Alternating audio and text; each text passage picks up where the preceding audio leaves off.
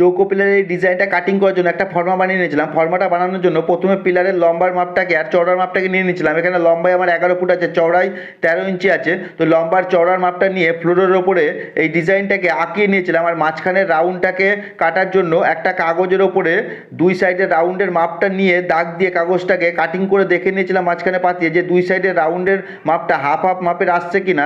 তো মাপটা half half মাপে আসলে পরেই ওই কাগজটাকে ডিজাইনের ওপরে পাতিয়ে দাগিয়ে নিয়েছিলাম।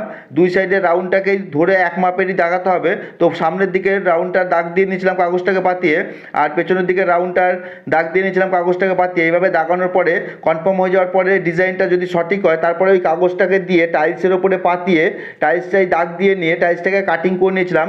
এইভাবে প্রত্যেকটা ডিজাইনের পিসগুলোকে মাপ মতন সব পিসগুলোকে কাটিং করে নিয়েছিলাম টাইলসের ওপর দাগিয়ে দাগিয়ে। তো সব ডিজাইনের পিসগুলোকে কাটিং করা আমার এখানে হয়ে গেছে। আমার এই ভিডিওটা তোমাদের কেমন লেগেছে আর এই ডিজাইনের ব্যাপারে কিছু জানার থাকলে কমেন্টে জানাবে। আর নতুন নতুন এরকমই ডিজাইনের ভিডিও পাওয়ার জন্য আমার এই চ্যানেলটাকে ফলো করে নাও, যাতে সব ভিডিওগুলো সবার আগে তোমাদের কাছে পৌঁছে যায়। এখানে আমার সব পিসগুলোকে কাটা হয়ে গেছে। ডিজাইনটাকে সাজিয়ে তোমাদেরকে দেখিয়ে দিচ্ছি কেমন হচ্ছে ডিজাইনটা। কমেন্টে জানাতে কিন্তু ভুলবে না। একটা সেট কাটিং করার পরে সেম এই মাপেরই 4খানা সেটকে কাটিং করে নেবো, পিলারের চারি সাইডে বসবে। তো পিলারটা সেটিং করার পরে কেমন লাগছে পরের ভিডিওতে তোমাদেরকে দেবো। কমেন্টে জানাতে কিন্তু ভুলবে না আমার এই ফরম্যাট ভিডিওটা তোমাদের কেমন লেগেছে। আর এরকমই নতুন নতুন ভিডিও পাওয়ার জন্য আমার এই চ্যানেলটাকে ফলো করে রাখো। আর নতুন নতুন ডিজাইনের টাইলসের কাজের ভিডিওগুলো আমার এই প্রোফাইলে দেওয়া আছে। আর এই পিলারের কিছু ডিজাইন কাটিং করার পরের ভিডিওতে তোমাদেরকে দেবো যে কীভাবে এই ডিজাইনগুলোকে আমি কাটিং করেছি, পিলারের রাউন্ডগুলোকে কীভাবে কাটিং করেছি। আর এই ভিডিওটা তোমাদের যদি ভালো লাগে লাইক কমেন্ট আর বন্ধুদের সাথে শেয়ার করে দেবে। তো সব পিসগুলোকে এখানে আমার কাটিং করা হয়ে গেছে। তো সাজিয়ে একবার তোমাদেরকে দেখিয়ে দিচ্ছি।